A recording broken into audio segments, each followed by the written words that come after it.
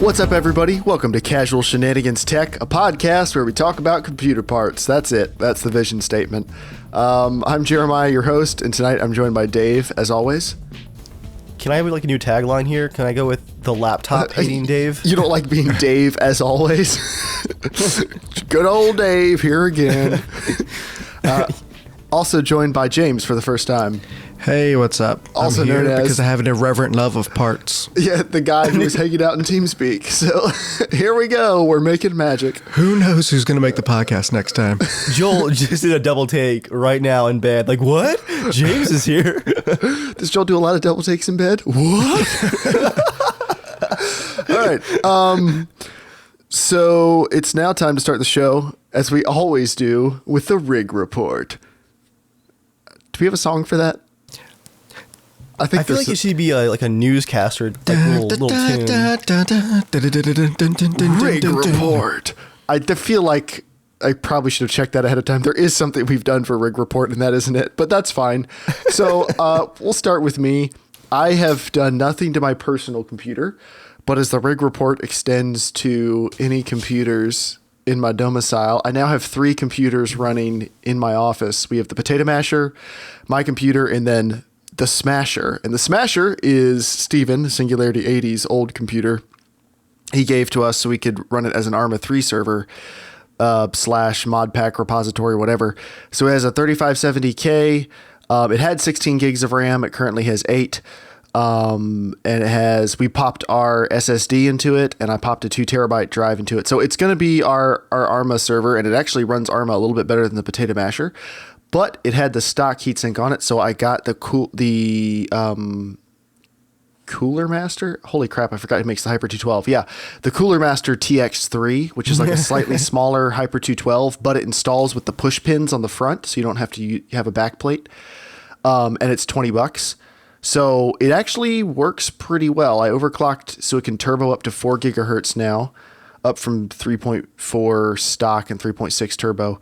And it's peaking out at like 70 Celsius, and it's idling low 30s. And that's with only one intake fan on the case, no other exhaust.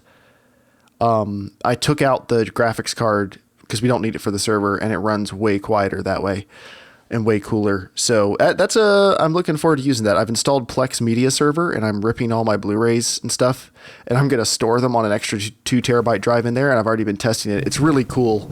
You can like put your whole media library on there, and it'll grab the artwork and the trailers and the runtimes and everything off the metadata. And then like it'll even play like the theme song for a TV show while you're on the menu browsing what you want to watch. It's like really awesome. I love it so far. And we can stream to our Chromecast. So nice. That's what I've been doing. James, what about you? Well, considering this is my first one, pretty much anything I've done is kind of an update. That's true. Let's see. I recently put Windows 7 on my computer. I saw Windows 10. Stepping up to the big leagues. Stepping up. Actually, sometimes you have to go backwards to live in the past. The old ways. You're coming from Windows 95 directly to 7. It's a pretty big upgrade for you. I think we should do a who can get the oldest system installed on a computer challenge sometime. Oh shoot, I can do that. I do IT support for an organization. They have a 486 running their phone system that I have actually worked on, and I'm so scared every time. It sits like in this dusty closet, and it makes whirring noises, and I don't know what most of the stuff is. Does it have a CD drive?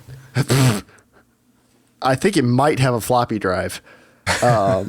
Yeah, I don't know where it came from. If it ever dies, like they just need to move to a VoIP system or something. I'm not touching that. I picked through it, but I have no idea how to help them if something goes wrong. I can just do basic DOS It's funny you could hook stuff. up your cell phone and run their network better. Better than that, yeah. I mean, it works well. That's the thing. It's been on and running for 10 years. Like, it's a stable OS. Wait, so that computer was installed in 2005? The organization's been around for 15. It might actually have been running for 15 years. But yeah. There's no excuse. So anyway, so yeah, James, have you done anything like the last week or two to your computer? Just what did I do? Actually, the most recent thing I did to my computer is put the 3 terabyte in for the games.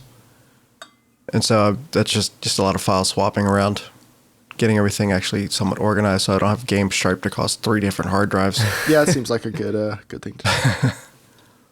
It's organized. Just general maintenance now. Yep. Yeah. I'm kind of holding, like, I don't want to get a 1 terabyte SSD yet. I kind of need to go bigger, but I don't want to go to a 480. And they've had some really good deals lately. They have. Jeremiah, come on. Like less than $200. But the thing is, Dave, I've got a lot of other expenses at the moment, and the SSD I've got works fine, and they're only getting cheaper. I can get the SanDisk for an awesome price. When an 850 Evo hits that price, I'm in. Or hits somewhere close to that price. Okay, Mr. Piggy. All right, what have you been doing, Dave?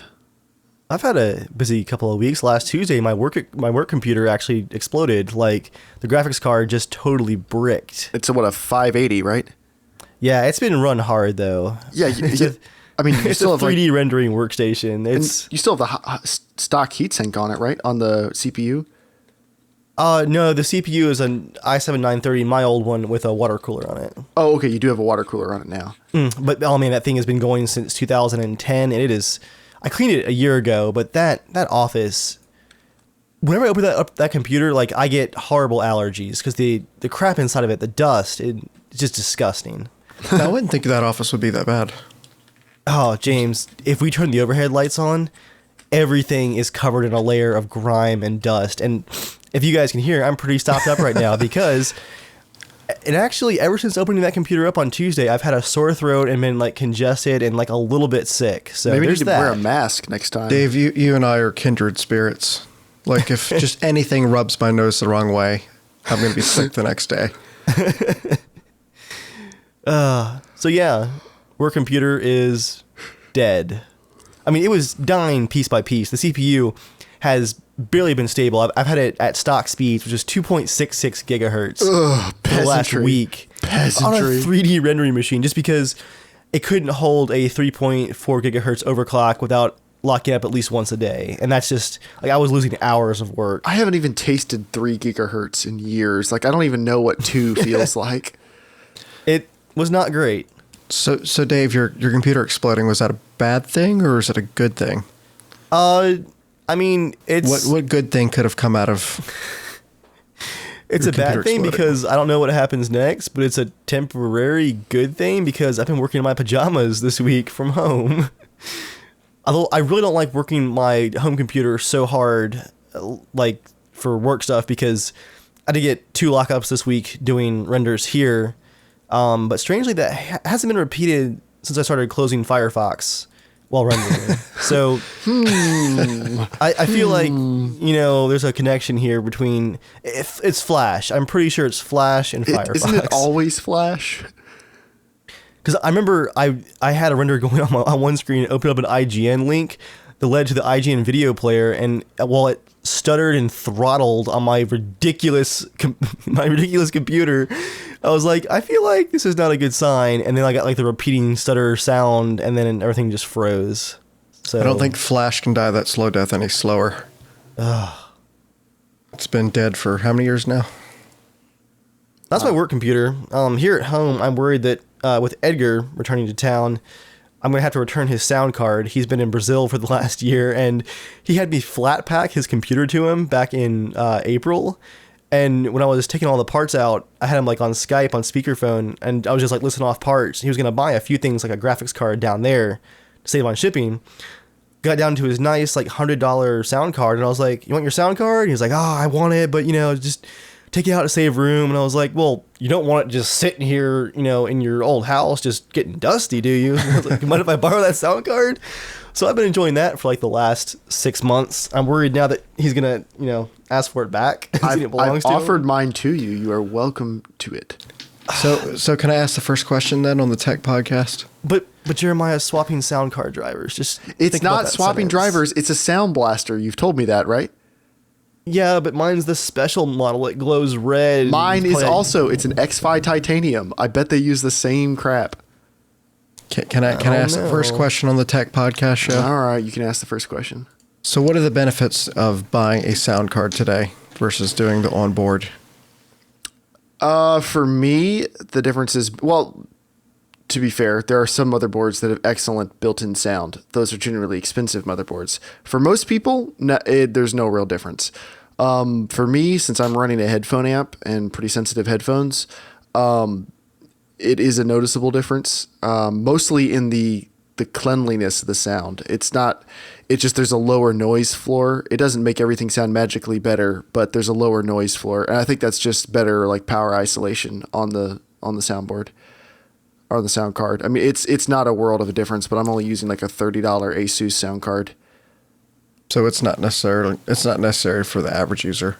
No, definitely not. I would say unless you're running like a really nice headphone setup or a really nice speaker setup, you're not going to hear the difference at all. Yeah, for me, I'm running a nice, not an amazing, but a nice pair of headphones. They're a 3.5 millimeter, so they go right into the sound card. And as soon as I tried Edgar's sound card, I noticed a significant difference in the range, honestly, and then just the cleanliness of the sound. And it sounds really subjective. It's really hard to quantify, but to me, it made an immediate difference. Enough where if Edgar asks for the card back, I'm either going to get Jeremiah's or like get the same card off of eBay probably. I've really been enjoying it. It's the type of thing where like normally people think it sounds better because it's just louder, and they equate that to being like, oh, the cool button was hit. But what can also be the case is if you have headphones that are pretty decent, they need a certain amount of power to run, and you might get a sound card with like a higher sensitivity. Or your headphones might have high sensitivity or low sensitivity. And the low sensitivity, your sound card, like if it has more power, it'll power it better. It'll sound better. It's really just about pairing everything up correctly. If you have really nice headphones and a really crappy onboard sound, it might not sound that good. And you might think your headphones sound like crap until you get, a sound card that can push them. But for most people, it's really not a noticeable difference. And honestly, even like I've got a pretty nice setup and it's a barely noticeable difference. Now, do games use the hardware at all? Onboard sound has surround sound. So, the whole there was the EAX effects and stuff that used to have on old sound blasters. Nobody really does any of that crap anymore, as far as I know. Do you know, Dave?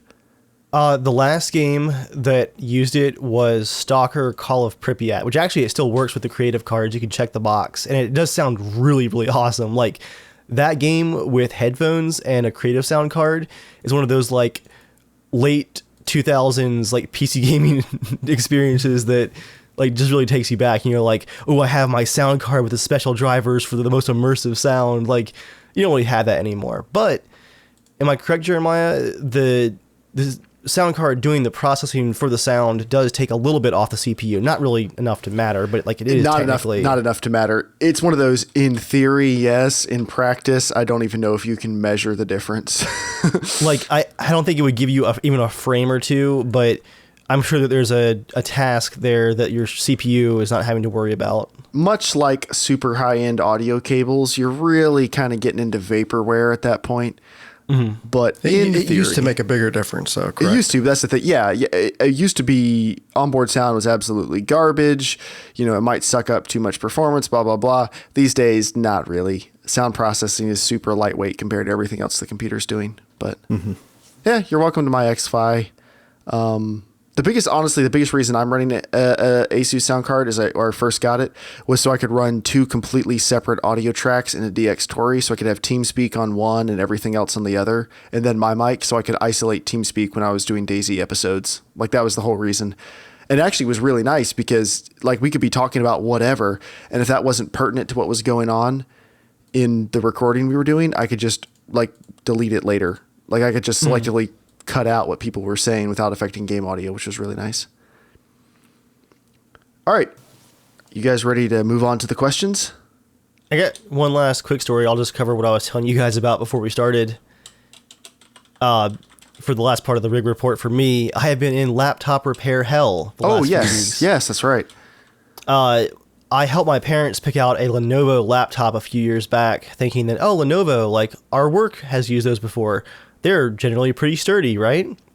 They bought one that was worth, I think it cost $599 or something. It wasn't a super low budget model, but also not a super high end one. Dual core, 6 gigs of RAM, half terabyte hard drive.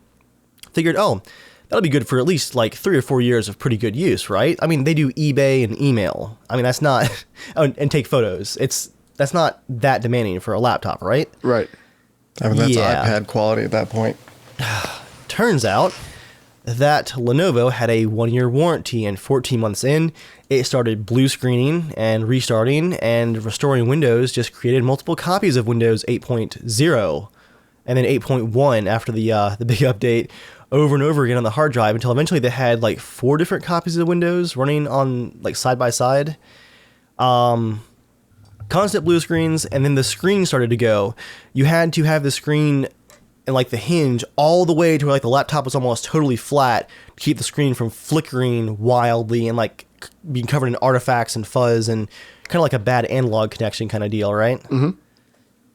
So yeah, to get rid of the awful Lenovo restoration stuff that was obviously stuck in a loop and could not actually fix anything, I had to pull the drive, use command prompts to format every section of it, and then install my own version of Windows 8.1, which I then upgraded to 10.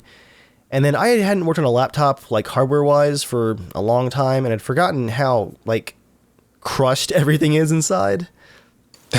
I popped everything off. It's like a jack-in-the-box. Oh, dude, it was like a layered nightmare. Every time you take off one screw, you're like, you're peeling tape that's holding wires together, and like everything is just crushed together more like a book than a computer, like leaf by leaf. It's insane how compressed it is. So I had to like take the screen out. There's nothing worse than taking apart a laptop or a small desktop and thinking about, is it all going to go back in? That was my nightmare. Like, did they vacuum seal some of these parts in? I had to like, there goes my voice. It's the allergens. It's the inside of the computer allergens. They haven't seen the light of day in a year.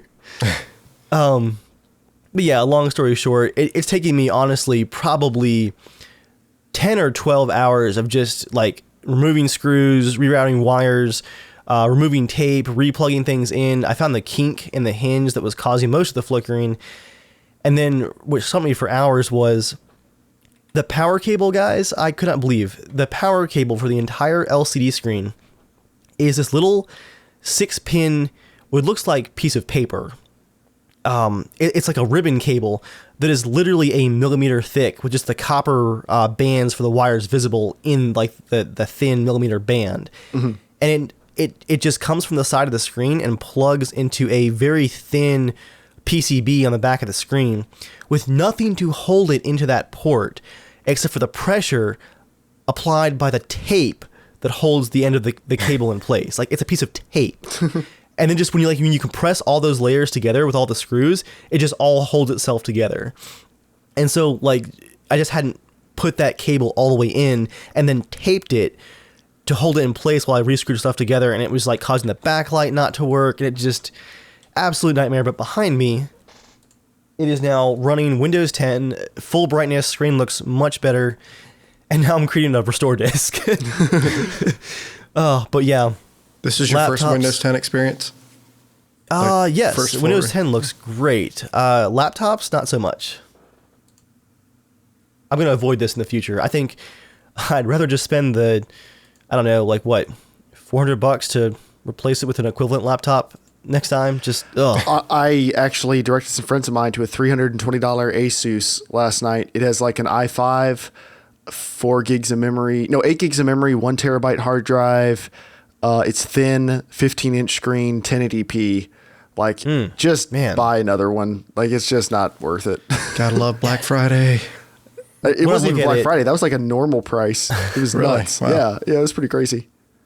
Yeah, I've had screens cracked on phones, and I'm thinking, do I want to take the time to do this? I'm like, no, I don't. I did it's that. Traumatizing. My sister's iPod, she broke the screen, and I replaced it for her, and I never could get it to work right. It was just, that was miserable.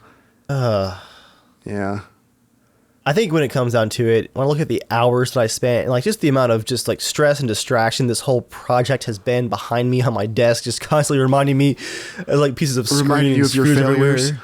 Yeah, I'm like no computer has ever defeated me, but like this little Lenovo piece of crap might be the first. You were close. Oh, I just don't think I'm gonna attempt this again for like laptop hardware. Just no. Anyway, that's my horror rig report. No. All right, it is now time for the very first question. Dave, you have time codes for us? I do not at all, actually. Cool. All right. Well, if you want to start now, I can tell you the time code for this first one. Actually, what I can do, I'm gonna get ye old-fashioned pen here. Listen for the click. All right. Ooh. Oh, that was my thumb. Ow. All right. Dylan's question is starting right at 21 minutes. Oh, look at that. I'm writing it down already. All right. And from now on, can you handle it, or can you just look at your recording and base off of that, or? Oh, I got this. All right, cool. Okay, so Dillon wrote in last time. He was the guy with the $2,500 build that Dave and I spent like 45 minutes working on. That didn't sound salty. No. It was fun. It was a lot of fun. It was an expensive build. So he's written back in. It says, "Hey guys, it's your hopefully favorite jailbird, Dillon. He's in jail right now, James. Important backstory. Okay. Well, I'm back with Let's just leave that just hanging there. Let's just roll he with brought it up. I'm just saying. All right, so I'm back. To get the podcast in jail. Well, he has work release. It's not like he's not like an Alcatraz. Yeah. Dear He's casual listening to our shenanigans, podcast. In between the maybe. beatings and breaking up rocks, I'm able to listen to some quality podcasts down in the lounge. Yeah, that's the next email is just dear casual shenanigans, greetings from Guantanamo. All right. Well, if we're done making fun of this poor man, I'm back with another long email for you. So specifically Dave and Joel, since those two have put in the effort to get me a great PC. Did you mean Jeremiah, Dillon? I'm going to hope you meant Jeremiah because Joel ain't done crap for you. He's like, just get a PS4. So first off, I wanted to start off by telling you that when I gave you my price for building a PC, which was $2,500, I did want you to include the monitor, mouse, keyboard, and headset as part of the build cost. I should have specified that. That's no problem. If you don't remember, we put together two different builds. One that was really fast and didn't have that stuff, and one that wasn't as fast but did have the stuff. So a couple of things about the build I should mention are as follows. You made a good choice of picking white for the case. I like white. As you mentioned in the podcast, I would like to run 144 hertz on the monitor. I also would like to have a Blu-ray burner for the optical drive, plus keep the 32 gigs of RAM. Definitely want that. Is that all? No, it isn't. I would also like to have the Intel Skylake DDR4 you'd mentioned. Sounds cool. I want it. Here's the build. Here's the build my buddy set up for me. Make it happen. Take a gander and get back to me on what you think. We're going to look at that build in just a sec. All right. Now, his buddy has him getting Windows 10, but you said I could upgrade from 8 for free. Please explain so I understand your all-knowing wisdom. On a side note, to make your suspicions worse, I am not in jail for money. I just have a really good paying job and no way to spend it. I have been in jail for 7.5 months, only 1.5 more to go, baby. And at the time of him writing that, he only has about 1 month to go now. Anyways, if you can make me a build I thoroughly love, blah, blah, blah. I love the show. I can't wait to hear back from you, Jeremiah and Dave. Thanks, Dillon. So he gets my name right at the end there. I really hope he doesn't mean that Joel actually helped him with this, because nothing could be farther from the truth. But here's his buddy's build. All right, first, here's the fastest build. Or here's the build we sent that had everything included. It was $2,400. It had a 6600K, Cooler Master Hyper 212 Evo, an Asus motherboard, 32 gigs of G-Skill, RAM, a 850 Evo 500 gig, a Toshiba 2 terabyte, a 980 Ti, an NZXT H440 white case, an EVGA 750 watt gold power supply, a Blu-ray burner, Windows 8.1 OEM 64-bit, a Asus 27-inch 1440p monitor, Cooler Master Quickfire, mechanical keyboard, Logitech G502 mouse, and a Kingston HyperX Cloud Pro headset. That all comes out to $2,400. Now, important correction we need to make. Someone brought to our attention. 144 hertz is gonna. Well, we're not going to get him a 27-inch. Or we're not going to get him a 1440p 144 hertz. That's unreasonable for his budget to get a good one. Yeah. But he still get, a 1080p one will still be great. But this is his buddy's build. And the problem we messed up in the last time is the case we picked out did not have an optical drive port, and we totally screwed that up. So we will fix that this time. But the build his buddy put together is an i7 6700K, So that's the quad core with hyper-threading, a Corsair H100i liquid cooler, an MSI motherboard, 32 gigs of the same G-Skill RAM, a Mushkin 1 terabyte SSD, same Toshiba 2 terabyte internal hard drive, a 980 Ti, an NZXT 530, an EVGA Supernova 1200 watt platinum certified power supply. I guess your buddy crap. just likes spending your money. The same optical Yeah. drive, and then Windows 10. Okay.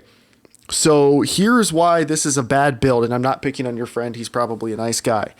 He doesn't answer, like he doesn't meet your needs at all. Windows 10 is not included in the budget.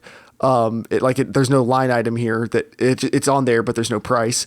It doesn't include mouse, keyboard, monitor. It has a 1200 watt power supply, which is so overkill. Like that's a ridiculous amount of overkill for a power supply. You don't need to spend $230 on the power supply for this build. So is it a cool build? Yes. Is it what you need within your price range? No, because it doesn't have all the stuff you wanted. So we're going to go back and redo your build. Now we did make you a build that had pretty much everything. We're just going to make a couple tweaks to it. So So what was his original intention for it? I mean, obviously, play gaming if he's doing everything. 144. Yeah, play everything. That's all it is gaming. I mean, he might do like some video editing or whatever, but his primary use is gaming. So, Dave, could you talk over why you might want to buy Windows 8.1 instead of Windows 10? And then while I make a couple edits real quick.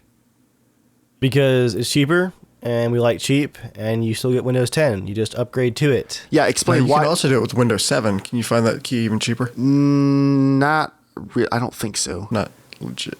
I'd have to look it up. But Dave, why might you not want to upgrade to the best? Like Windows 10's the newest, so you want that, right? I do. You're not sold really now. you're not really talking the way I need you to right now. While I look up links here, I was hoping to just turn you loose so you could vamp a little bit. And isn't Microsoft working on making it so that you can do a fresh installation of Windows 10 with your Windows 8 keys? I believe you already can. Nice. All right, so if Dave won't cooperate, the reason you should do that is if you buy 8.1, you get 10 free. So Windows 10 is new. A lot of people like it. Some people don't. There are some issues, mostly with certain programs and stuff. So if that might be a problem, there's no harm in waiting for a few more months. It's free for like another 8 months. You can wait a little while and then upgrade later. Right. Which is kind of what I would probably recommend. I don't know. Bugs aside, like issues aside, I can't imagine why anybody would choose to go back to 8 from 10. I don't love 8, like but 7, sure. it is but pretty 8. stable at this point, though. Yeah, it's very stable. It's still quirky. It's always going to be quirky. I mean, I don't know what we can do about that. They obviously are not going to make any significant changes at this point. So, I don't know. Dave, can you look up the model number? Because for some reason, PC Part Picker does not let you sort by this. Can you find me a 144 hertz, like 1080p panel?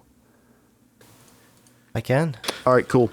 So here's what... It's a shame that he's not like talking to us right now because there's so many deals on Slick Deals right now for computer parts. There It's are. ridiculous. This is a good time of year to be buying stuff, to be sure. So let's see what I can do for an operating system. What is available? Okay, so right now we can get Windows 8.1 64-bit for $114. You can also get Windows 10 Home. I mean, there's options. Windows 7, to answer your question, is not cheaper. It is actually more expensive, unless you find a deal, and I have seen some recently, so that's definitely possible. But we're going to add 8.1. You want to add 10, you can save like $13, no big deal. The optical drive, we had to add one manually because PC Part Picker wasn't working. Let me see if I can add one. I cannot. I think it's because of the case. That's why it was doing it. That was the problem, was we were trying to add it on with a case that did not support it. So we're going to switch cases to the Fractal R5 in white. I have the R5 in black, and it is an absolutely amazing case. Unless you guys can think of something else for like $100 that's white and does what he needs to. Not off the top of my head, if that's what you're asking. Yeah, I don't. Come on, Dave. We're White supposed to know case. everything. We're supposed to know everything about the different cases. It's $110. It's an amazing case for the money. Like there's honestly no reason to really look beyond this for what he wants. I would definitely just do this. Okay, so the monitor you sent me a link to is the VG blobbity blobbity blobbity. I'm just going to manually add that to the list. It's a 24-inch 1080p 144 hertz panel. So one thing to note is there really are no options for 144 hertz at 1080p that are IPS. They're basically all TN. Yeah. And Dave, why are we not getting him a 1440p 27-inch 144 hertz? Why aren't we doing that? Why are we not? Yeah. Performance and cost. Yep. What type of cost would he be looking at? Ooh. Someone was just talking here on the link before this about... I mean, it's going to be like $600-700, isn't it? Yeah. There's a lot of really nice panels like that coming out, but they're all incredibly expensive, yes. Yeah. Unfortunately. And then you've got to power it. All right, let me choose an optical drive real quick. Yeah, hey, it magically works this time. If only we'd known. We need a Blu-ray burner. Or I think we're supposed to call them Blu-ray writers. Okay, so here is the build as it stands right now. 6600K, Hyper 212, Asus motherboard, 32 gigs of RAM, 850 Evo 500 gig, 2 terabyte Toshiba, Zotac 980 Ti, Fractal R5 white case, and the motherboard also has a lot of white accents on, if you remember. EVGA 750 watt gold power supply, LG Blu-ray burner, 8.1 64-bit, that Cooler Master keyboard, the Logitech G502, the Kingston HyperX Cloud Pro headset, and that 144 hertz monitor comes out to $2,265 after rebates. $2,329 before rebates. That is a really solid build for the price. Yeah. So definitely. we're going to dump that processor and we're going to move up to an i7. I mean, he can for the budget. Like, there's no reason not to. Actually, that may top out the budget. $2,400. Okay. And he's wondering, hey, but what about the water cooler? You don't really need the water cooler unless you're doing insane overclocking. The Hyper 212 is an amazing cooler. It's totally fine. Just use that. Now, what are the 32 gigs of RAM going to do for him if he's honestly mostly doing gaming? Not much, but he wants it, so that's what it's going to do. I mean, the way Arkham Knight went, you had to have 16 gigs to run that properly. So, I mean, in the future, who knows? Right. But yeah, right now there's no reason for that's such an easy add-on later if you decide you need it. Yeah, but he wants it now. That you can budget something else towards something a little more. No, I get what you're saying, Doug, but like he wants it now, and he can afford it. I mean, he wants to spend $2,500 on the rig. He can get 32 gigs now. It's all DDR4. It's all a matching kit. I mean, if he wants to, go for it. But yeah, he definitely doesn't need it, but let's be honest, all of this is pretty optional. I think actually you said that in a podcast recently, James. This is all optional. None of this is necessary. So if you wanted to make any other upgrades, I would go back to a 6600K. And then if you could stretch your budget just a tiny bit and you could get a 144 hertz, 27 inch, 1440p IPS monitor, if you wanted to. You don't have to, but you totally could if you wanted to. All right, next is Adam's question, and we actually already answered this on Casual Shenanigans Gaming, but we will answer it briefly here. It's pretty quick. I'm going to skim through it. Hey, you filthy casuals, I'm thinking about building a Steam machine because what the heck, why not? Still not convinced there's any reason to buy a Steam OS machine over Windows, but I was wondering what you think. Are there any savings in terms of cost, or are there performance benefits from running a game-centric OS like Steam OS? Short answer is, in theory, SteamOS will have less overhead and your games will run better on it. So far, that's not the case. Steam Machine's just released. We need a lot more drivers and optimization and everything else before we know for sure. Right now, it's a bit slower. And of course, there are fewer games. So right now, I would definitely not build a SteamOS machine. Put Windows on it. You can always put SteamOS on it later.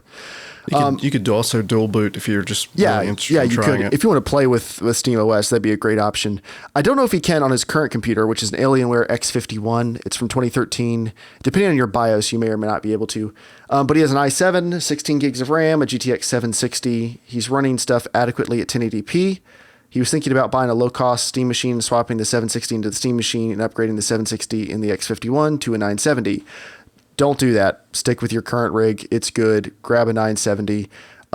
He also asked, if you remember, he said the 970 is pretty good, but it's a non-starter at 4K. What would you recommend I do? I know the next few years I'm going to make the move to 4K, and it seems to me like upgrading the GPU now is a waste since none of the current processors, I think he means graphics cards, do a great job, and I probably need to upgrade again in a few years. On the other, is he at 1440p now? He's at 1080p right now. On the other hand, it seems like a complete waste to buy anything less than a 980 today because the move to 4K that's definitely happening will render whatever else I buy now completely useless in a 4K world. Appreciate the feedback and your build recommendations.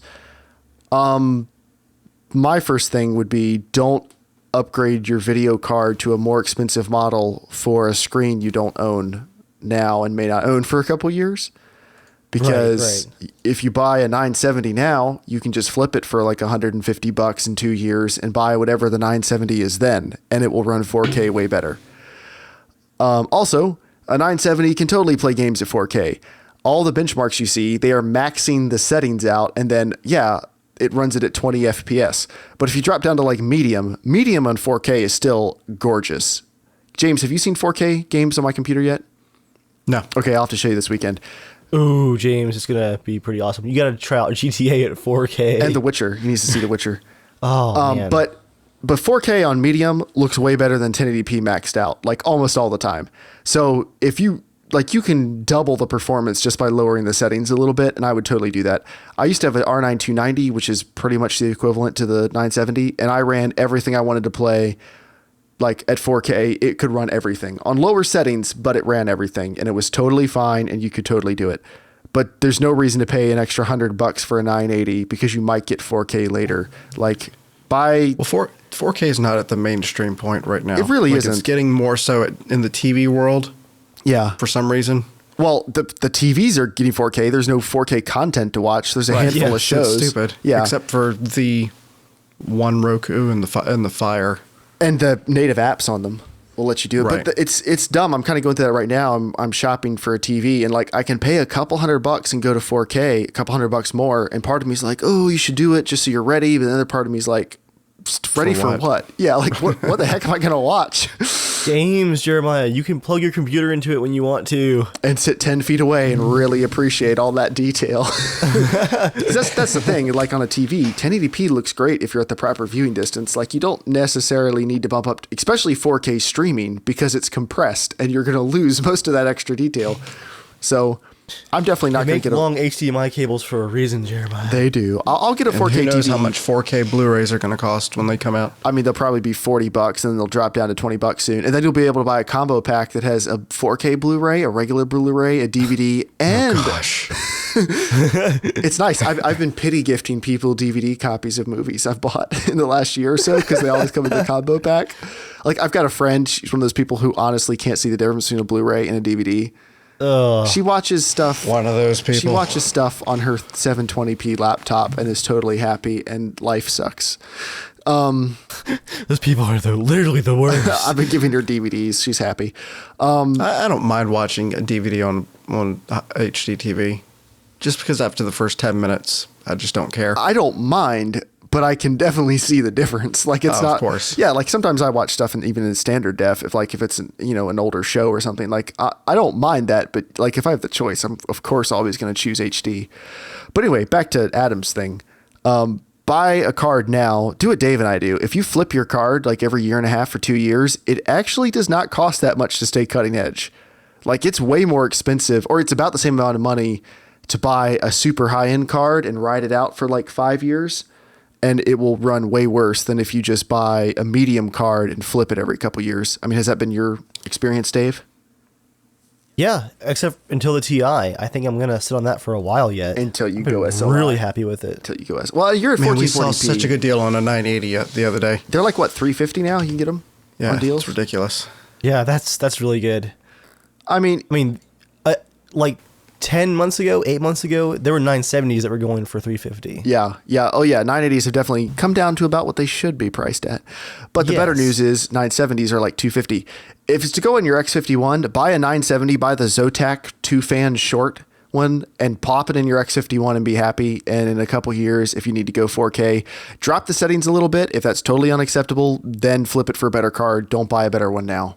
No reason. Or you can get a 1440p monitor, enjoy the meantime. Yeah. And then sell both for the 4K. Yep. Yeah, that would totally work. I mean, honestly, I game at 4K and then on the same size screen. I've gamed at 1440p on a couple different computers. If I was just doing it for gaming, I probably would have gotten 1440p. It's a nice bump in visuals without a massive bump in performance, or like in massive drain on your performance. 4K is a massive drain in performance. It definitely looks a little bit better, but I mean, not that much better than 1440p. So, but for editing pictures, oh yeah. All right, this next question we also answered on the Casual Shenanigans Gaming Podcast, but we're also answering it here in maybe a little bit more detail for people. I'm planning on building, this is Michael's question. I'm planning on building my mom and stepdad a new computer for Christmas since theirs died and they don't have one at the moment. I don't want to spend too much on it though. I've made a list on PC Part Picker and I want you to take a look at it and see if you can make any improvements while staying around the same price range. My mom and stepdad aren't gamers at all. They will mostly use it for Facebook and just normal internet stuff. Here is the list.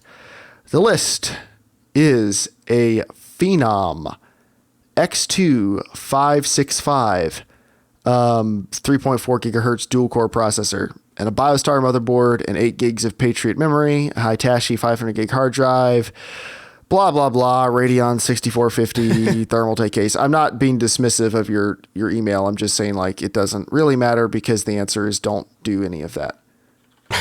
Dave, why should someone just buy a desktop for this particular use case? Because it's easy. I mean, I'm all for customization and tweaking and whatnot, but sometimes easy is just easy, you know? Especially if you want to just buy it and then not have to tech support for it. Yeah. This is definitely not the way, like, I mean, most computers, you build them and they're totally fine. It's never an issue. But if there is a problem, your parents will be calling you. Everyone who's worked for anyone doing any computer work knows that you'll get that call like, you gave me this Microsoft Security Essentials 3 years ago, and now Windows ain't opening right. What did you break? It's like, Grandma, just stop. It's never-ending blame. In my case, my brother and I built his computer like 4.5 weeks ago now, and I walked him through it step by step. He mostly followed, but I was doing most of the building just to show him like how all the parts went together. 5 days after he took it home, I get the phone call. So the screen's turned off and all the fans spin really loud, but then nothing happens. Did I break something? And so, I had to be able to, bring it back over. Yep, motherboard's dead. We'll send it back. So if you don't want to do that, easy is easy, like I said. Yeah. How much? What was his budget? I didn't hear that in the his original. budget was around 320, I believe. I saw, I think it was an i3. I forget which manufacturer. For like $200 on sale. There have been some awesome deals. The one we sent him on the podcast, the one that I'll recommend again, is an Asus desktop. It's a Core i3, 8 gigs of RAM, 1 terabyte hard drive, Windows 10, keyboard and mouse, $335. I feel like with the lower end computers, since there's less markup, less profit margin on them, you can get away with a better deal than when you start getting into definitely gaming computers. And stuff like building that. your own is really only helpful if you're going to spend at least a modicum of money. Could you build a better computer than this for the money? Yes. Is this the best solution to just set it up at your parents' house and move on? Yes. I mean, Yes. It even has wireless AC internet and Bluetooth built in. Like, just take the easy win and you'll be much happier. All right. We have Ahmed wrote in. He actually wrote in before for a little bit of help with his build. I am Harris. I emailed you before for helping me out with parts for my PC. I'd like to say thanks to you guys for helping me build my very first gaming PC. Congratulations. Ooh, nice. Welcome to the family. Choosing parts was a bit overwhelming at first, but you guys helped me. Assembling the computer was easy enough, and I did it myself with a little help from manuals and the internet, of course. I feel pretty good after making it, and I'm more confident now about building PCs. See, guys? Not that hard. However, I need your help regarding my PC. Here's a link to his PC part picker of his current build. Here we go. It has an i5 6500. It has an ASRock motherboard, 8 gigs of Kingston RAM, 1 terabyte Seagate Barracuda, R9 380, Corsair 200R, and a Corsair 550 watt gold power supply. That's what he's already bought, or that's his build he just finished. Oh, okay. His question is actually not about making changes to the build, really. His first question is, I'm from a third world country and power outages in my country are very frequent. Most of the time, load shedding is according to schedule, but random power outages also occur frequently, and sometimes power comes back momentarily. What I would like to know is, can the turning off of the PC from power outages hurt my PC? Yes. Yes. If yes, will the power supply be affected only, or can it harm components like motherboard, graphics card, and processor, etc.? Yes. Yes. Everything can be affected. I was looking around Get a UPS backup. Yeah, I was looking around the internet for this problem and found out that a UPS, which is a universal power supply, or uninterruptible power supply, or a stabilizer like a power conditioner, can be used in this kind of situation. Will you guys recommend me something like this? If yes, please tell me which one would be a good one for me. Okay, yeah, as we said, stop, don't pass go, buy a UPS. Like buy a power supply. Yes, it's basically a big battery with a surge protector built into it. You can plug all your crap into.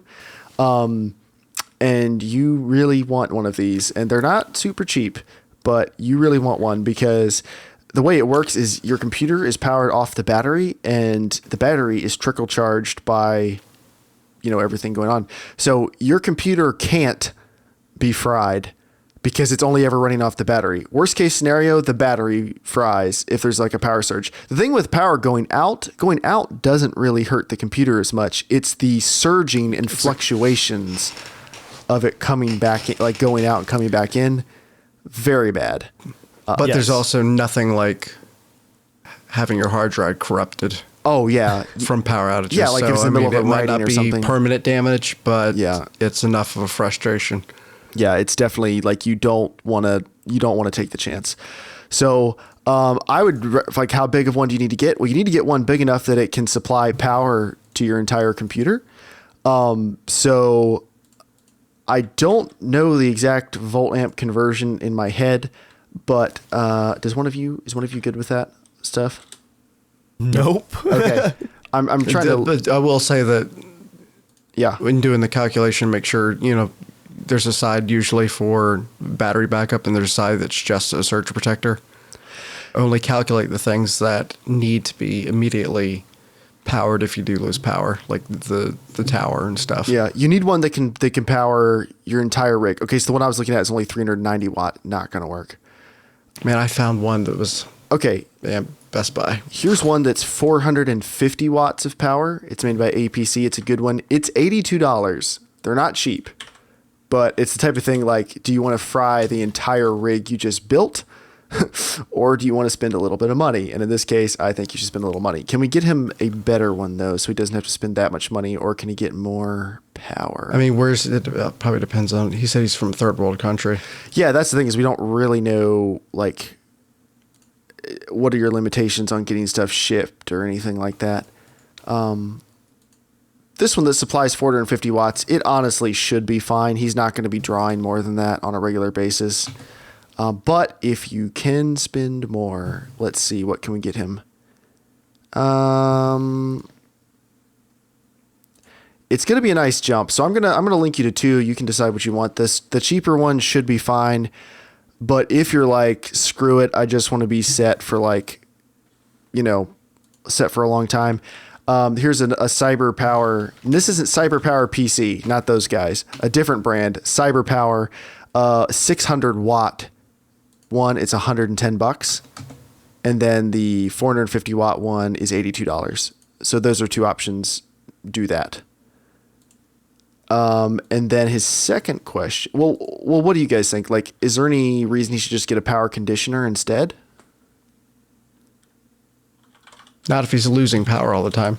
Yeah. If he's worried about losing work, let's say he wasn't worried about losing work, he was just worried about hurting his computer.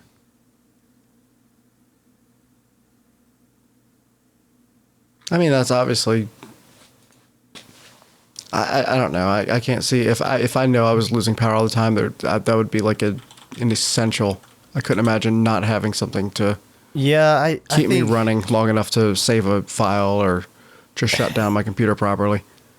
Even if you're just doing mostly games, like, you want to protect your investment.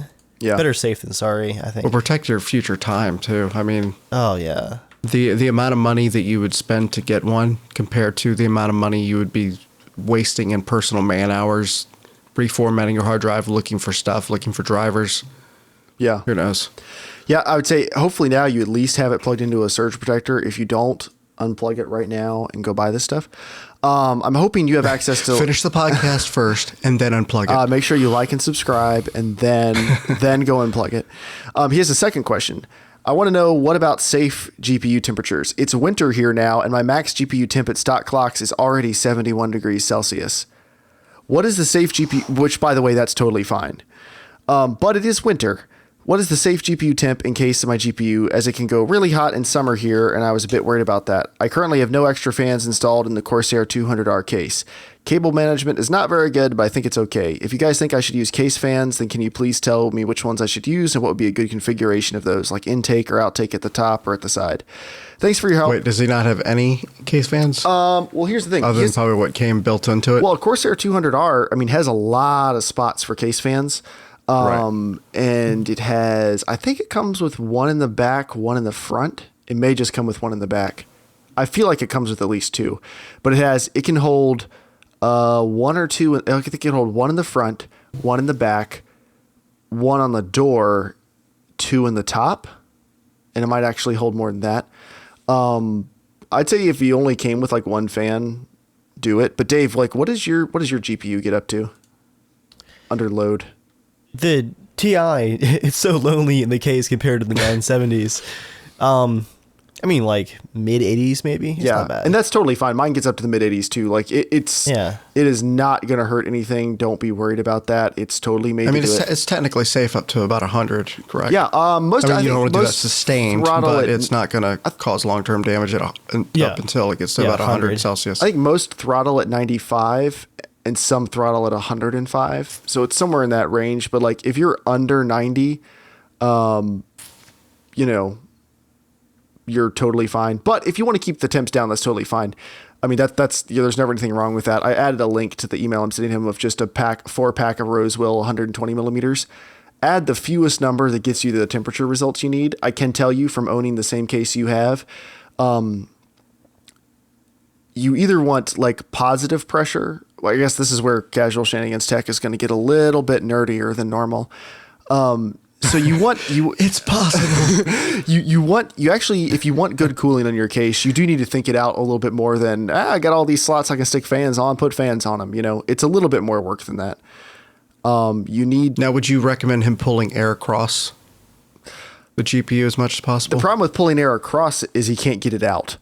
Well, I mean, pulling it then from basically pushing it from one end, pulling out the other. I'll tell you what I do. That's the most common setup people do, is just a basic push-pull, where your GPU fan is already blowing air, or your CPU fan is blowing air straight at the door, or it's blowing it straight out the back normally.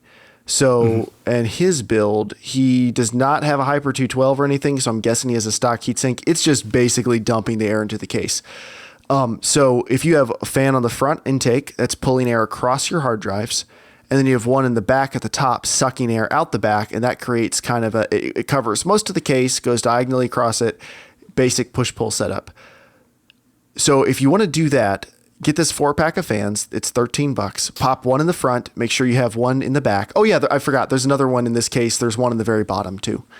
And then what I did when I had this case was put another one on the door, blowing air straight in at the video card. So it is doing what James said. It's sucking air across the card, but then it's getting exhausted by the fan at the top in the back of the case. You either want to have positive pressure, where you have more fans blowing into the case than going out, or you want to have negative, where you have more fans sucking out than blowing in. You don't want to pack every single slot full of fans. Like, did all the rest of you guys make that mistake on your first computer build? Yeah, sometimes. Yeah. Definitely made it at least once. I just wanted to make sure they glowed when I turned it on. Well, I figured that was more important than airflow. I should have gone to James for advice. I had a bunch of 80 millimeter, like 4,000 RPM fans. It was so terrible. They were so loud. But it's like a drone. I prefer positive pressure, where you have more air coming into the case, because it'll leak out. I mean, cases aren't airtight. It'll leak out. And if you keep positive pressure, less dust builds up, because the air is constantly trying to get out from a variety of areas. So at least in my experience, less dust when you do it that way. Oh yeah. So that would be also really important, is to always keep it clean. Yeah. Open it up every couple months, blow some compressed air through it. depending on how dirty your house is. But like if you have pets, do it way more often. Oh my gosh, Debbie's computer. Every time I'm over Hang there, it from the ceiling. Her cat, she has a 200R2, and it says there's all those open things on the top for fans. Her cat like sits on top of it, like oh no, gosh. It's so hairy. Oh, James, next time that one of us is over at John and Debbie's and then Joel's place, we need to collect some cat hair and gently brush it over Joel's keyboard. Why? Does he hate it? He will probably scream, like out loud, audible, like shriek. One of his nightmares is like cat and dog hair, like on clothes and like controllers and keyboards and stuff like that. So I just want to put like just on the keyboard, like all over the keyboard, just a nice light dusting of cat hair. All right, Satan. He's allergic too, so it is kind of. All right, no, don't evil. Do that. Okay. Anaphylactic shock. He's like itchy eye allergic. It's not gonna kill him. Guess he doesn't like peanuts. Just have this peanut extract. Lactose intolerant. Here you go, buddy. Yeah. The next week, Joel's like, haha, guys, I fed John like a half a kilo of pure gluten. What? Joel, no. Speaking of Joel, did you ever get your controller exchanged? No, it still smells like smoke and I knew cancer. he was going to sit on it too long. Yeah. I don't know what I'm going to do with it. Like, it's going to make the other controllers smell. It's on the charging stand with it. I mean, would you feel comfortable, like, completely taking it apart and just like letting the case soak in vinegar? You know, I might play some Star Wars like co-op over Thanksgiving and then do that. You need some gloves to play. Like it's in nasty shape. Like Jeremiah, you know how we used to joke about those like Calboom PS4s that like smell like they've been from a drug house? Joel found one apparently. It is worse. Like, dude, it is it makes worse you wonder, than like, I imagine. does someone buy it at Walmart, of course, and then just like take it on a life of crime with them, or like do they use it as like a spittoon for their dip? Like, how do people do this stuff? Do they carry it in the same bag as they do their cat? I wonder if that's also what hurt my allergies. Is that thing? You're just assuming it must be this. It's so bad. Between that and the computer, maybe it makes sense why I've been feeling like crap. But like honestly, it looks like someone took sandpaper to all the stickers in the back, chewed on the analog sticks, and smoked like into the controller, like uses a filter or something. I bet they were a vapor too. Oh, not that really messes it up, but it just means they're a bad person. I used it for an hour and my hands smelled awful. Like Dave, soap and water could not get the smell off. Get the receipt from him because he's not going to do it. Take it yourself and say, look. Where did he get it from? I don't even know. I think he got it from GameStop. That's where he traded it in the Did he actually have the opportunity to look at it in person and he still got that one? Well, he probably didn't look at the controller as much as everything else. It was probably just in the box. Anyway, he was traded in an Xbox One to buy a second PS4 so his buddy Eric can play Dark Souls with him. So logic was not really happening. Okay, Harris, to finish up with Harris, if I were you, I'd have one sucking in on the front, one on the back, get rid of your cats. Get rid of the cats, and then one on the side door blowing straight in at the GPU. That will keep your temps low. But honestly, you can just wait till it gets a little warmer and decide, because 71's nothing. 71 is not that bad. Like, with excellent ventilation, maybe you would only get into the low 60s, but it can go up to 90. If it's not at 90, it's an AMD card, especially if it's not at 90, it's not a problem. Right. If it's not at 90, something must be wrong with it. All right, and then our last question is from Pedro. Pedro says, "Hey guys, MrPoofy here." All right. Okay. I guess that's his gamer tag. He never writes MrPoofy anywhere else, just there. "Hi, MrPoofy. Quite some time from my last email. I'll be honest, dude, I do not remember MrPoofy writing in." I think I would actually remember I thought I would remember that. We believe I you. might have to come back for another episode if this guy's going to keep writing. Yeah, if he's a regular, I'm picking up what he's putting down. Sorry if we forgot about MrPoofy. I'm buying my new PC. You can check it out at this PC part picker link. If you guys want to check it out, I will paste it for you really quick into the Teamspeak. All right. I already have some parts, but now I have to make the real decision. Which graphics card should I choose? I'm going for 1080p 60 FPS gaming, and he's either going with the R9 390X, the 970 or the 980. I can't go farther than that because of monetary reasons. Keep up the good work, guys. And it looks like he is in Spain, which makes sense. So the i5 6600K. Everybody loves the 6600K. It's the sweet spot. It's the new quad-core Skylake processor. I mean, but that RAM price. Yeah. It's 154 pounds. Well, no. Okay, there's keeping that's not pounds. That's euros, I believe. Euro, sorry. Yeah. That either way. Look at all the prices. Exchange rate's still not great. They're not great. All these prices are quite a bit higher. So that's kind of, except for the mouse and headset. What the heck? Oh, he already bought them. Okay. So an i5 6600K, H100i, MSI Z170 Gaming Pro motherboard, 16 gigs of G Skill. Man, this is like the basic bitch. Like build. I'm not making fun of Pedro. I'm just saying like this is the build now. Like if you're in this Copy budget and range, paste. exactly. It's not bad. It's not a bad build. I would of course For a reason. Copy Even and the paste for a fractal reason. design, which is on sale right now. Yeah, too. the Fractal Design S, good budget case or budget-ish, nice case. If I were you, of course, Good budget 97 euro case. I would of course ditch the H100i and get a Hyper 212, but whatever.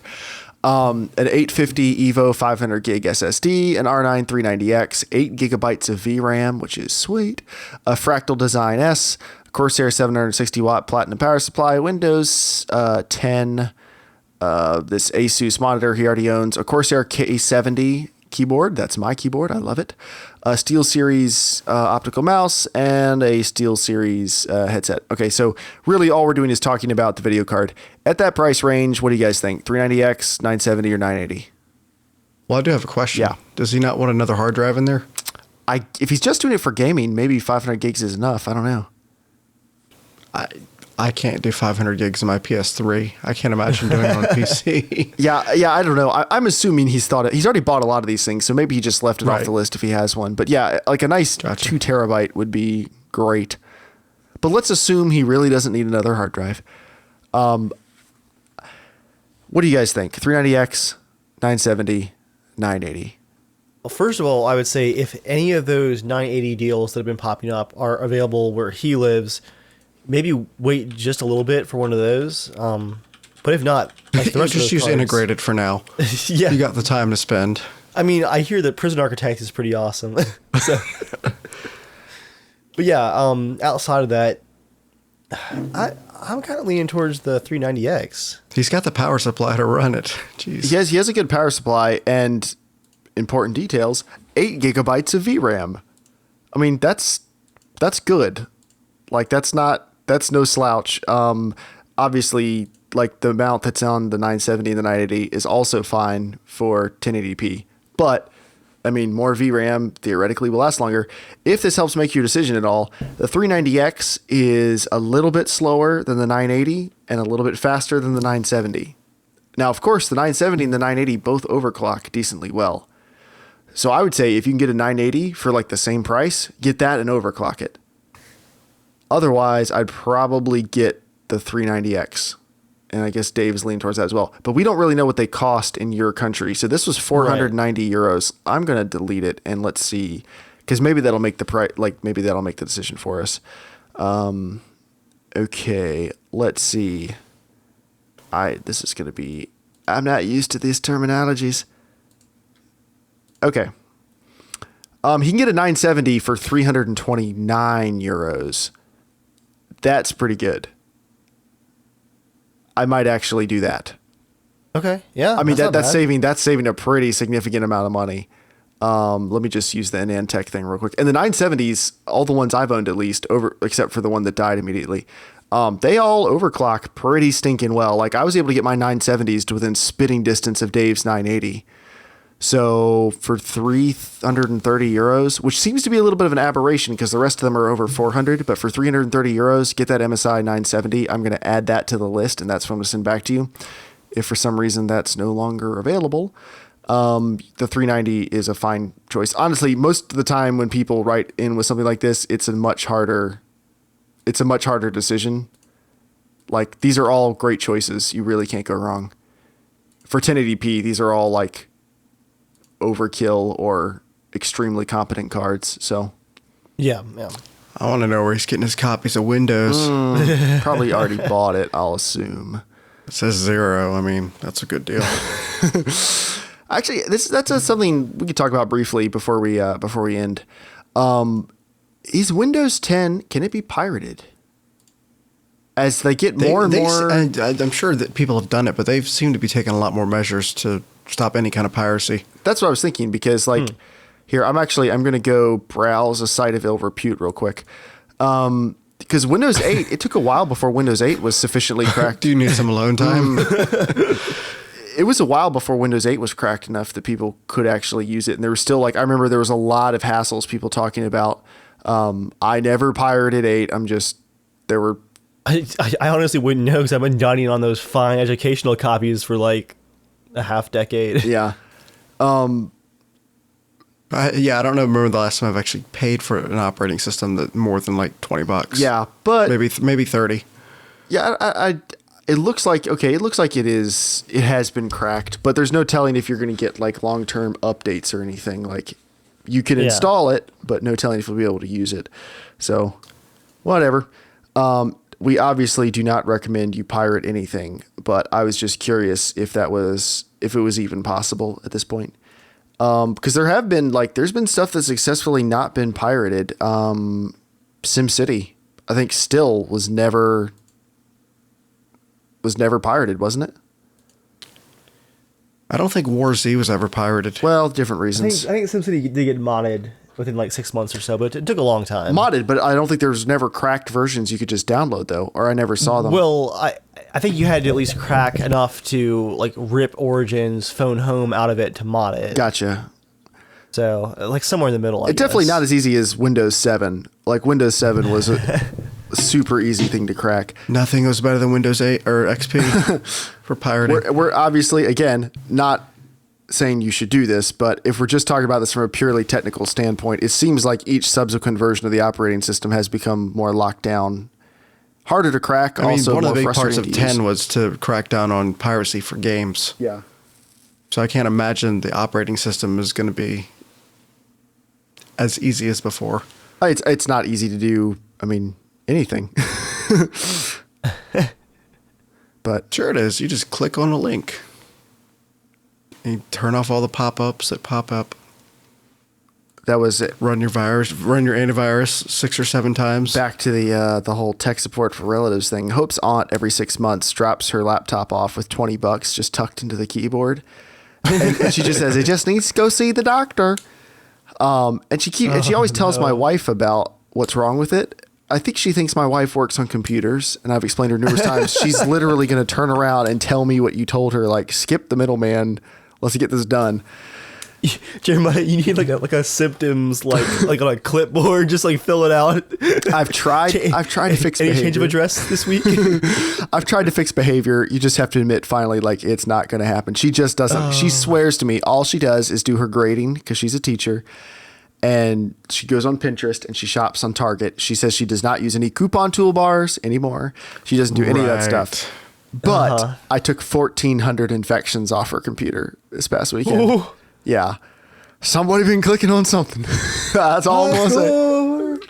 So can you turn those in for like coupons, like internet points or something? Like it's like a ticket redeem counter. It could be worse. I mean, my aunt came over 2 days later. She had a thumb drive that wasn't working. Like, she popped into her Mac and nothing was showing up. It was actually a card reader. It looked like a thumb drive in her defense. It was like the same size. I actually have a card reader like that. Yeah. There were no cards in it. I know what you're talking about. Yeah, she felt really stupid. A laugh made it out of my mouth before I could stop myself when she pulled it out of her bag. Like, it was involuntary. Oh, I would have busted out laughing. Yeah. Maybe pointed a finger. I felt so bad for laughing, but it was bad. It was real. I almost feel like computer repairs, especially when it comes to software, that's something you should actually refer to a professional, like outside your family. Because there's a lot of awkward stuff that happen. I mean, there can be, but for some family, I worked for Circuit City and I did computer repair. Oh no. And man, some of the stuff that I cleaned off people's computers. If you're taking it to Circuit City, you're already a little weird. So the porn, I can only imagine. Oh, you have no idea. I don't want to imagine, I guess. I got an argument with one guy. he's like, well, I bought it for here. It should be working. I said, you buy a car, it's fine. But if you put the wrong type of gas in, you put paint in your gas tank and it doesn't run, it's not going to work. He was so pissed, but he was dead wrong. And he actually had screwed up his computer. They always have. That's not even that's not a surprise at all. That's how it works. So I feel like there should be an unspoken rule of don't go to a family member if there's any chance of you doing anything questionable with your computer or you need to be. It's the type of thing like doctors. Doctors can't arrest you for doing drugs. Same type of thing. Like if it's in your system, they want to help you. Like they're not trying to get you in trouble. Be honest with them. Just tell them what you did. It's the same thing with computers. If you can't be honest with a family member, take it to a professional in another town who you don't know. But be honest. Like there's nothing worse than somebody like I have no idea. I just don't know. We're judging you anyway. Like you're not. Oh yeah, you're not getting by like, oh man, I mean, he's probably telling the truth. It just all this crap just showed up on its own. Yeah, those hackers, they'll come on your computer and they'll load all kinds of stuff. Oh yeah, those hackers. I love that was probably one of my favorite things. The hackers. Someone wants to hack my computer and install all this stuff on there. Okay, yeah. And for family too, like my parents and my grandparents have both with their laptops gotten to the point where they're like embarrassed to ask for help sometimes because they've asked so many times. And like I've taught them like, here's malware bytes. You can do a scan every week yourself. So like they try. My parents didn't tell me that the laptop was acting up until the third or fourth copy of Windows 8.1 had reinstalled itself. Like they kept trying to do like the system restore. And it was just making it worse. So it's been doing that blue thing a lot. I was like, wait, it's blue screening? like back up. Like you said, it was like running slow and like like Microsoft Word wasn't working right. Now it's blue screen. They're like, yeah, and like when you load it up, it asks you like which Windows do you want to use? And I was like, wait, what? Like this has been going on for months. They just kept trying to fix it themselves. And so that left me with, okay, time to rip the drive out and wipe it clean. I hope you installed like TeamViewer or something on there. That's a really good idea. That's something you should always do whenever you have you should just install the first moment they say. I feel like it's running a little slow. It's like say no more, step away. Yeah. If you'll excuse the sound of my chair rolling away from the desk behind me for a second. Yeah, it's the TeamViewer. Click. It's the type of thing like you don't want to be patronizing and you don't want to make fun of them. Because you want them to get the help they need. Like, you want to help with the problem. Well, I guess that's debatable. You want their problem to not be a problem, if it's family. It won't get worse. But at the same time, you kind of just want to tell them, look, just don't do the stupid stuff anymore. At some point, you have to almost lock almost everything you possibly can down. And that's where you do it does benefit to have a different operating system. That's actually where I'm with this aunt for her next computer. This was a $300 Lenovo that's worked for 5 years. She doesn't want to spend a lot of money on it. She doesn't use it for much. I am thinking her next computer, I might get an old MacBook and put an SSD in it. Yeah, because she won't know. Like you can still infect Macs, and I've done that for another family member, but it'll be harder for her to break this one. And I think that's what she might need. Well, the majority of issues are going through the browser, and whether it be it's all user errors and all that. Yeah, crap. yeah. And so if you can lock her into a browser that's not going to do that, then maybe you'll be good. Yeah. Or you could set it to re-image every night. It's the thing. Like. It sucks because oh man, I don't get why it's no one would think it was acceptable to like, haha, those newfangled cars. They're not for me, like, well, I did that a little bit. Well, if you have a driver's license, like we make sure you actually can somewhat use the car until you get old and then we just let you drive into people. But are you trying to take away my computers? Old people, they need to feel freedom to, give away their identity online. But like computers have been a part of modern offices for at least 10 years, closer to 15. I'd say even more than that. More than 15, like, I mean, like every office, at least 10, 15 every years. office, 15 years. How is it still acceptable to not be at least somewhat proficient with a computer? I'm not talking like you got to know all the keyboard shortcuts and everything. And it blows me away how many people don't know that copy and paste is a thing. But Well, I mean, I watch people. I watch professionals when dialogue pops up, see whether to install something They just or freak out on and a don't read website. it? Just no, it didn't freak out. Just click. They just click, and it like whoa, what did you just click? Did you even read that? Yep. Oops, yep. sorry. It's like, oh, maybe you should take 2 more seconds. I mean, then there's the polar opposite of the people that read every single word. Like, wait a minute, what kind of agreement? What am I agreeing to? And they read with Oh, the mouse God. cursor like down the screen. Yeah.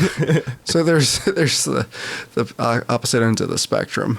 And I do have to brag for a second, giving my parents a hard time. While their laptop has been in the hospital for the last few weeks, I see you. I visited my parents a couple days ago, and I was like, just want to give you guys an update, like the laptop. I'm still working on the screen, but got Windows reinstalled.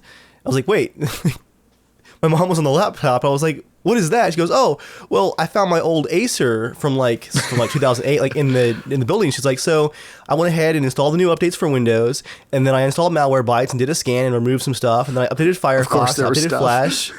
And I was, yeah, of course there was stuff. And I was like, wait, like you found it, charged it, like we did Windows Update, installed Malwarebytes. Like she had like a list that she went down, and she was eBaying at like the speed of a turtle, but still, like it was working. I was like, okay, I'm a little impressed. And she got it on the Wi-Fi too. Dave, she was probably going through some old emails you sent her of how to do all that stuff. Like, you don't see the hours that she was like going through each step. Probably so. Probably so. I mean, I do. I don't know if you guys do this. Anytime someone does it right, like does something smart with their computer, I try to give them. You give them a cookie? Well, I try to give them as much positive encouragement because, Give like, them Give them a biscuit. cookie and steal their info. well, some people like my grandmother. She apologizes so much every time. She's like, "I'm so sorry. I'm so sorry. I hate to ask you. I hate to ask you." But she has a Facebook page. She has a tablet. She has a laptop. She has a desktop. Her desktop is very cluttered, but I told her to clean it up after about a year of me telling her to clean her desktop up. She's getting it cleaned up. She's making progress. Slow but steady. She's doing okay. Yeah. Hope's aunt feels better just giving me $20 and not learning anything and having me fix it every time. Which, if that makes her feel better and makes her feel less awkward, like money has changed hands, now it's less of an imposition, I'm totally fine with that. Given that all I'm doing is opening up all the antivirus I installed on it and clicking run and coming back in a couple hours. But whatever. It makes her feel better. That is worth something. But for any time a family member does something really smart, you just want to like, yeah, good job. Not patronizing, but see, it's not that bad. Patronizing. It's not that bad. You can do this. Even you. That's right. But yeah. Anyway, I think that's the show, guys. You got anything else you want to talk about before we go? I'm good. Sweet. James, thanks for coming out. Was this everything Well, you wasn't really coming possibly out. It was dreamed kind it of could be? I was just already in the room, and you're like, James, hey, thanks for not please leaving stay. yet. Yeah. Yeah. Please bring us more Circuit City stories, old man. Oh, I bet there's a lot of good ones. I wish I'd known you worked at. You may have told me before. I forgot, but there has to be like just the month I worked at Radio Shack. I got enough good stories for a year or two. I worked at Radio Shack too. Oh yeah, I remember that part. I know. And I worked as a merchant, as like a what's it called, marketing rep for Kodak. Ooh, that's interesting. My I got my some grandfather works stories. for Kodak. I got stories. I know we're live on the air right now, but can we just make like a James story segment for Circuit City stories, just like for every episode? Just We like a probably 5-minute should do segment that. where- Yeah, James, what are stories you got other than Weird Porn Man stories Well, 1 through don't 500? tell them now. Oh, I've got plenty of those from other people too. I got the one where the guy almost got in a fight with me. That was interesting. Over what type of porn? I'm just assuming all the stories kind of start there. No, I was just being like a little sarcastic, but not like really. Wait, James, sarcastic? Yeah, imagine that. And so we're standing. I was up in the computer section, and he was, I guess, wanting help in, I guess, in one of the audio sections or TV sections. He's like, "Yeah, can I get some help over there?" He said, "I'm like, which part?" He said, "Over there." I said, "Well, there's a lot of over there's." And like he was ready to fight. Like he was. Wait, for He was that? like, "Boy, I'll whip your ass." For not understanding which over there you're referring to? Right. His life must be hard. How does he fit in anything around all the fights? The best. I mean, a tragic story, but the best story I have from The best story I have about a train wreck whose life probably sucks now is from Circuit City is we actually had some guys that apparently would come in and steal. Imagine that, people stealing from a store like that. Yeah. And like one of the employees actually saw them doing it, and he just like looked over and like put his finger over his mouth to say like shh, and like continued to Wait, steal. made that like, face towards you? like Like he that? was making the thing at you? No, well, towards one of the other employees in the store. Oh, okay. Well, still, that's not great either. So that guy called the police, naturally. As you do. And so there was like, they were trying to escape, and there was like an actual shootout. The guy actually said, I'll die before I go back to jail. And literally at the intersection right in front of the store was gunned down. Whoa. While you were at work? I was not there that day, okay. luckily. This story So I took a left heard turn through at all my Dark Street. all my coworkers. Where are you at in life where you need to steal stuff from Circuit City and then get a shootout at the police? It seems like this was an easily avoidable circumstance. Well, I mean, apparently he'd already been in jail. Yeah. Did the guy die? He said he died before he goes back. Did he die in the shootout? He died in the shootout. Wow, what a waste. After we get off there, I'll tell you where it was actually at. Okay. Wait, do I know And where it they'll be is? like, oh yeah, that makes sense. Of course. Oh. Unfortunately. Man, I watch the ticker feed on Twitter from the local newspaper, and I'm like, oh gosh, I wonder where, yep. Yeah, right there. Okay. Yeah, that's about the town I thought that was going to happen in. Anyway, we'll wrap this down. Thanks, guys, for coming out. As always, you can check out Casual Shenanigans Gaming, kind of the Big Brother podcast of this one. And you can check out this one. This is really where we answer your questions in a longer form, go into more detail, more nerdy details to help Joel fall asleep too. But you can write into casualshenanigans@gmail.com. You can also go to www.casualshenanigans.com and you can write something on the contact form there. So, yep. Yeah, I'm going to bet that Joel gets a couple of good nights sleep out of just this one episode. That's awesome. I'm so glad we could do this for him. Man, it's got some miles to it. It does. I mean, I'm glad we can do it for the listeners, but really, really glad that we can do it for Joel. Yeah, that's really... I mean, he needs to sleep. He's so busy. It's just, I'm glad we can help out. Yeah, absolutely. All right, guys. Thanks for coming out. Till next time, stay casual.